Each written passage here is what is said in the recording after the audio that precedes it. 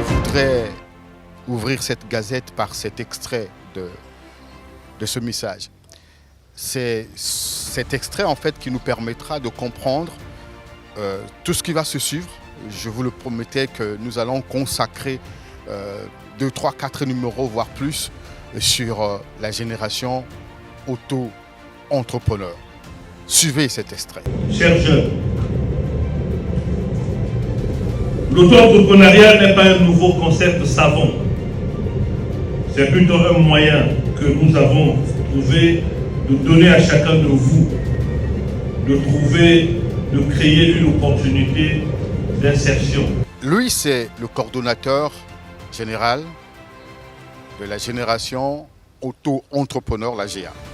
Et c'est à Pointe-Noire où il tient ses propos qui inspirent, hein, vous l'avez constaté. Et ce qui est important, pourquoi je voulais proposer, parce que dans cette rubrique, vous allez constater que les choses ont réellement évolué. Nous sommes partis de ce qui apparaissait comme être des simples discours. On avait l'impression au début que Dean Elvis Chalisson jouait le rôle d'un coach en développement personnel et qui passait tout son temps à encourager les jeunes. Mais finalement, il est passé à une vitesse de croisière dans le pragmatisme. Oui, j'encourage les jeunes par mes discours, mais il faut que moi-même, je leur apporte ma contribution.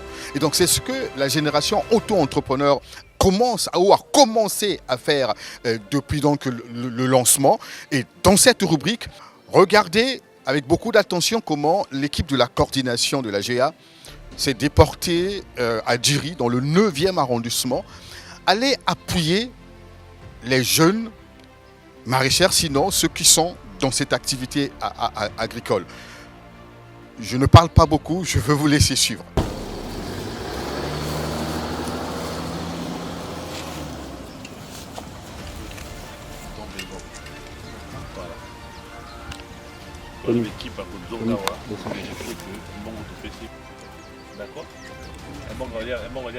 Dès le départ, nous avions dit que il s'agissait pour nous d'encourager les jeunes à se lancer dans l'auto-entrepreneuriat. Aujourd'hui, nous sommes venus ici parce que nous avons ces jeunes qui travaillent sur 2 hectares, qui ont un projet et qui ont un problème d'irrigation. Donc il leur manquait des personnes ressources, des personnes de bonne volonté pour les apporter de l'aide. Donc nous sommes venus ici pour leur dire que nous n'avons pas le monopole de tout faire, mais nous pouvons vous appuyer. Voilà.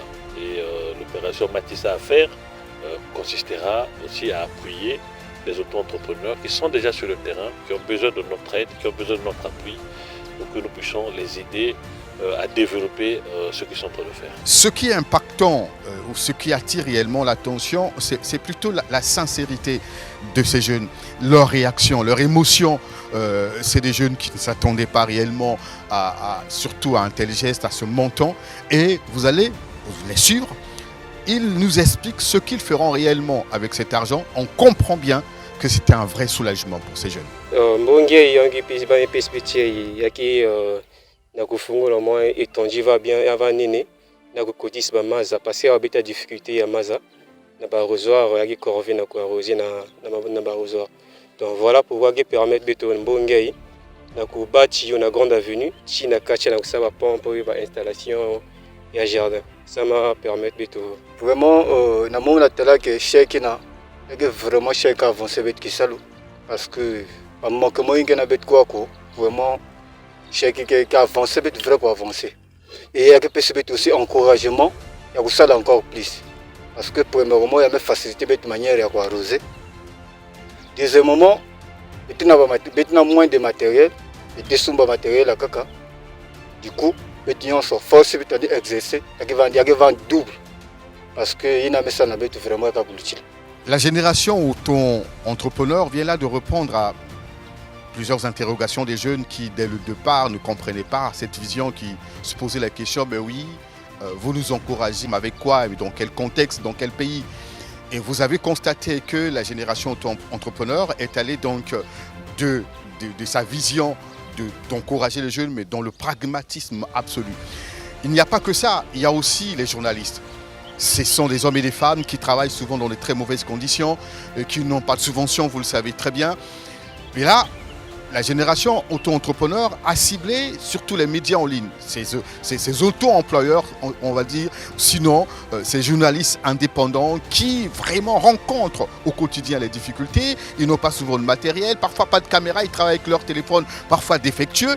Mais là, la génération auto-entrepreneur, donc la GEA a distribué ou a fait don des ordinateurs à près de 15, sinon près d'une vingtaine de journalistes.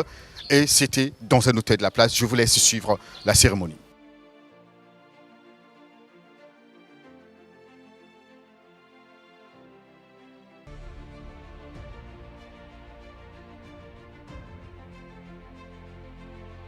L'appui aux auto-entrepreneurs du secteur de médias que nous vous employons ce jour est simplement une reconnaissance du travail que vous abattez au quotidien. Cette lourde charge que vous avez en tant que quatrième pouvoir entre l'évolution continuelle de l'information face aux fake news, la déontologie et l'éthique de votre métier, cet apport n'est qu'une goutte d'eau dans le désert et nous osons espérer qu'il pourra aider.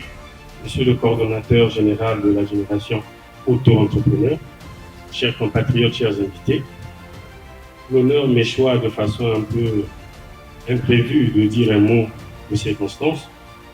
Je voudrais, au nom de toutes les presses en ligne et au nom de la nôtre personnelle, remercier cette initiative, tout en exhortant les opérateurs de médias en ligne de ne pas dénaturer leur ligne éditoriale et que malgré ce don, si jamais demain la génération auto-entrepreneur venait à dévier, que nous ayons le courage de le dénoncer. Comme on dit, les bonnes choses n'aiment pas les longs discours. C'est sur ces termes-là que je voudrais vous en remercier. Merci. Vous avez constaté que nous avons commencé cette gazette par un extrait de l'allocution du coordonnateur général de la GEA à Pointe-Noire. Nous allons donc boucler cette gazette par cette activité qui a eu lieu à Pointe-Noire.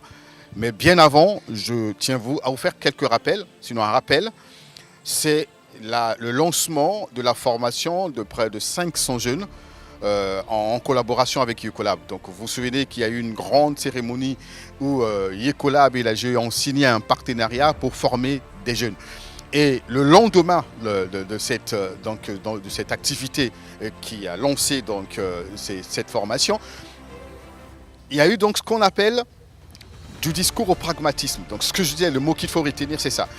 Et donc il y a eu des jeunes, le lendemain, donc le week-end, sont allés s'inscrire à Ecolab et vous regardez à travers ces images comment ces jeunes sont entretenus.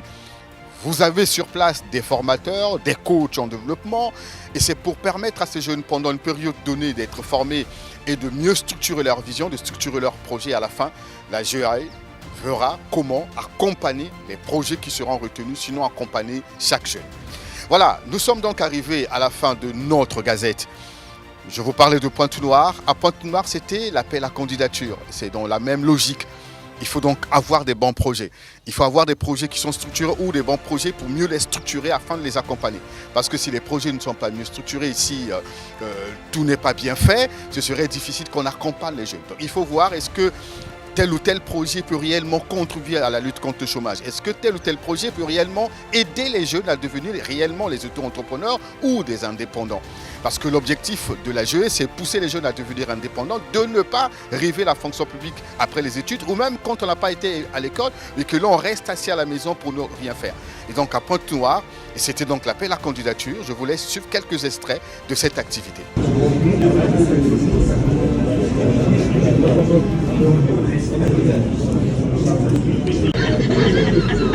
On est là pour combien de temps? 30 minutes. Les phénomènes sociétaux que nous traversons à ce jour, comme la délinquance juvénile, avec l'apparition des phénomènes comme des bébés noirs, l'accélération de la prostitution des mineurs et le chômage en masse, illustrent les défis auxquels notre génération doit pouvoir trouver des solutions. Face à ce tableau si déplorable, personne d'entre nous ne peut s'empêcher de se mettre sur la ligne de front dans la lutte contre ces phénomènes. Le lancement de la génération auto-entrepreneur, inspiré par son président d'honneur, répond à cet objectif, celui de lutter avec toutes les armes que nous avons, dont nous disposons, pour lutter contre ces phénomènes que je viens de décrire. L'appel à projet que nous lançons ce matin répond à l'exigence de trouver des solutions aux problèmes cités ci-dessus. Chers jeunes, l'auto-entrepreneuriat n'est pas un nouveau concept savant. C'est plutôt un moyen que nous avons trouvé de donner à chacun de vous, de créer une opportunité d'insertion. Cette gazette consacrée à la GAE, la génération auto-entrepreneur, touche à sa fin. La prochaine étape, ce serait à Kinkala. Kinkala, c'est aussi pour aller appuyer des hommes et des femmes qui évoluent dans le domaine agricole, dans ce secteur, puisque la GAE poursuit donc un long programme, un grand programme, j'allais dire, une vision qui va s'étendre sur plusieurs années. Ça ne va pas seulement s'arrêter en 2024, mais c'est aussi 2025, c'est aussi 2026. Et le but, réellement, comme disait son coordonnateur, c'est d'avoir des jeunes millionnaires dans ce pays, c'est d'avoir des jeunes réellement auto-entrepreneurs. Merci de nous avoir suivis, à la prochaine occasion.